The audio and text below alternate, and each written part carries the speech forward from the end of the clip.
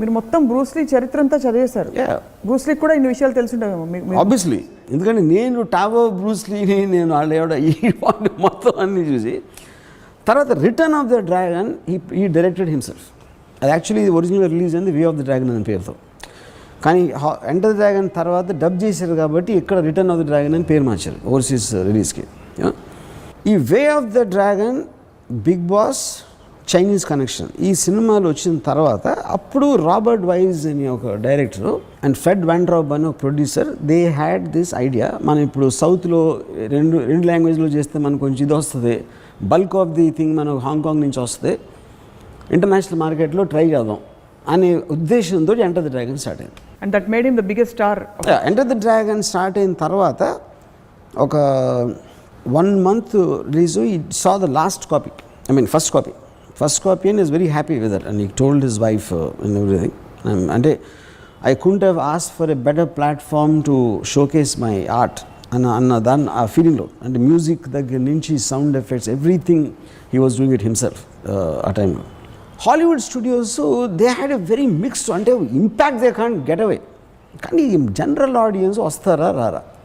Chinese hero అంటే అంటే Asian and American, western, European మార్కెట్స్లో ఒక చైనీస్ ఫేస్ని చూసి వచ్చిన అంతవరకు లేదు అసలు, ఇన్స్టెన్స్ అనేది లేదు. Actually that way he created history of course. And release అయిన తర్వాత ఇట్ క్రియేటెడ్ ఎ సెన్సేషన్. అంటే ఫస్ట్ నా కజిన్ చెప్పాడు, బ్రూస్లీ అంటే బ్రూస్లీ చచ్చిపోతాడా, Bruce Lee how the fuck and Bruce Lee die అనేది ఫీలింగ్. అప్పుడు ఒక స్టేజ్లో తను ఏదో చంపేశారు, చైనీస్ షాలిన్ మాంక్ టెంపుల్ వాళ్ళు కంఫూ సీక్రెట్ ఇచ్చేసి వాళ్ళు ఏదో చేశారు, గవర్నమెంట్ చంపేసింది, ఏదో రకరకాల ఒక వార్తలు. ఎందుకంటే బ్రూస్లీ అనేవాడు చాటు అనేది అసలు ఊహకి అందదు అసలు, యూ కాంట్ అండర్స్టాండ్. అంటే most perfect specimen of human being, his strength of mind, his intensity, his body, his fighting skill, అంటే you can't go better than Bruce Lee. అలాంటి ఎలిమెంట్ ఉన్న మనిషి just like that he died. అదేంటి, it's a reaction to a pain killer tablet. Official confirmation the death సర్టిఫికేట్లో ఒక aspirin లాంటి టాబ్లెట్కి ఒక నెగిటివ్ రియాక్షన్ తోటి చచ్చిపోయాడు బ్రూస్లీ. యాక్చువల్గా మీకేమనిపిస్తుంది, you suspect that? I think 100% official cause is correct. ఎందుకంటే కాన్స్పిరసీ అనేది ఎవరైనా ఏదైనా అనుకోవచ్చు, దెయ్యం వచ్చి చంపేసింది అనుకోవచ్చు, లేకపోతే దేవుడు ఏదో అనుకున్నా, అది పాయింట్ అది కాదు. ఎవెన్చువలీ అటాప్సీ రిపోర్ట్లో what is fat content was very very less, అంటే abnormally low, because use to workout some 7 to 8 hours a day, physical workout I'm talking about. అలా చేసినప్పుడు ఆల్రెడీ డాక్టర్స్ వార్న్డ్ హిమ్, అంతకుముందు ఉన్న he used to have some kind of dizziness effect. అప్పుడు check చేసినప్పుడు they warned him, your fat content is like unimaginably low and it is not human, not natural to have that kind of to have that kind of a low fat content. ఎందుకంటే it's all muscle, pure muscle. But I believe అలాంటి నాకు medical aspect నాకు తెలీదు, అలాంటి దాంట్లో ఒక particular దాంట్లో it just did a reaction in the brain.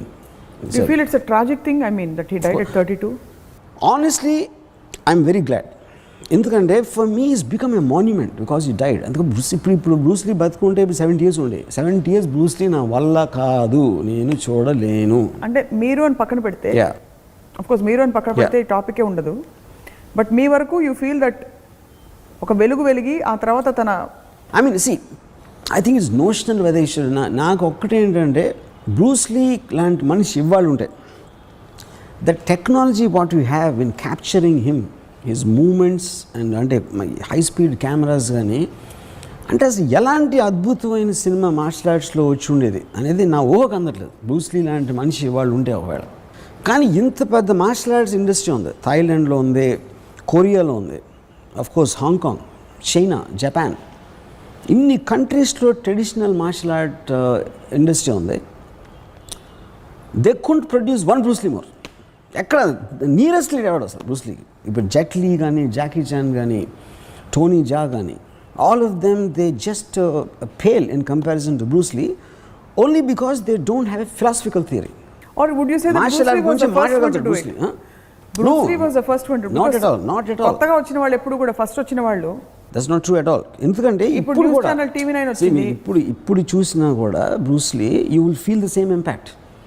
ఇప్పుడు I'm saying that is true, and after you saw all this, own back వచ్చింది, ప్రొటెక్టర్ వచ్చినాయి, అన్ని ఆల్ ది అంటే he is already from nowhere, ఏమీ లేని దాని నుంచి. అంతకుముందు ఎవరు లేరు ఇలాంటి ఆద్యులు లేకపోతే పెద్ద పెద్ద మాస్టర్స్. బ్రూస్లీ ఒక చాలా పెద్ద బెంచ్ మార్క్ క్రియేట్ చేసి తర్వాత వచ్చిన వాళ్ళు ఎవరు అంత బెంచ్ మార్క్ క్రియేట్ చేయలేకపోయారు. అదే నేను ఇందాక నుంచి చెప్తుంది అదే, Bruce Lee it is the man who's created, it is not the martial art. ఐస్లో చూసిన intensity that has more fighting power than actually is punch. You know that's him as a person. ఇప్పుడు ఒక రిటర్న్ ఆఫ్ ద డ్రాగన్లో warning వేస్తాడు, ఆడ ఇలా ముందుకు వెళ్ళబోతే హీరోయిన్ ఆపుతున్నాడు.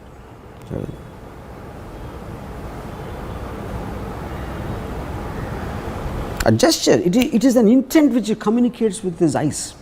దాని మూలన తన పంచ్ ఎక్కువ పవర్ఫుల్ అనిపిస్తుంది. అది పాయింట్ అక్కడ. It is a man, it is a man, it is like the one, it's water, it's water. It should be like water. If they don't concentrate on the finger. That's a personal philosophy which no actor can do that. Tony Jack చెప్పమనండి, అది చెప్పలేడు. Thought అదే, voice ఉంటుంది తనకు కూడా. తన internal feeling ఒక externalise ఎక్స్ప్రెషన్లో వచ్చిన దాని మూలన ఈ just stays in our mind after that. So he was a real hero. Hero, I don't know. I think he's a force of nature. I mean, I think people like Bruce Lee will happen. I mean, I think happened only once in the history of the world.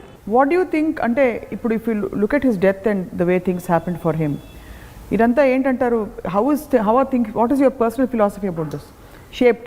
How did Bruce Lee become a Bruce Lee? I'll tell you. See, one is force of nature అనేది by definition itself ఒక uniqueness. ఎన్నో జీవులు ఉంటాయి, ఏదేదో ఉంటాయి, నదులు ఉంటాయి, ఇవి ఉంటాయి. Suddenly one thing comes out of the blue which has no comparison, which has no benchmark. మీరు అంతకుముందు కనీ విని ఎరగని అని ఒక ఫ్రేజ్ ఉంటుంది కదా, కనీ విని ఎరగని ఒక మనిషి, అది ఫోర్స్ ఆఫ్ నేచర్. అది ఎవరు క్రియేట్ చేయాలి. అంటే nature wants to express itself through him. Yeah. And he became the perfect medium. ఒక డైమండ్, ఎన్నో రాళ్ళు ఉంటాయి, రప్పలు ఉంటాయి, ఒక కోహినూర్ డైమండ్ ఒకటే ఉంటుంది. అది రాయి.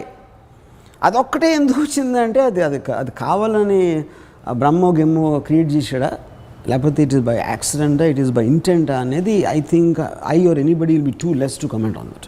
Why only Bruce Lee should be this and so that is why it's called a force of nature. Nature ఒక పర్టిక్యులర్ టైంలో takes a decision or just on something it that's it. So the force of nature aspect is a point is like ఒక same thing will go to an artist like maybe a Mozart, for example. You know? Same thing can go to some highly intellectual Adolf Hitler. How can you convince entire Germany that he can be the king of the world? And it is that one particular trait in that person. They are all forces of nature.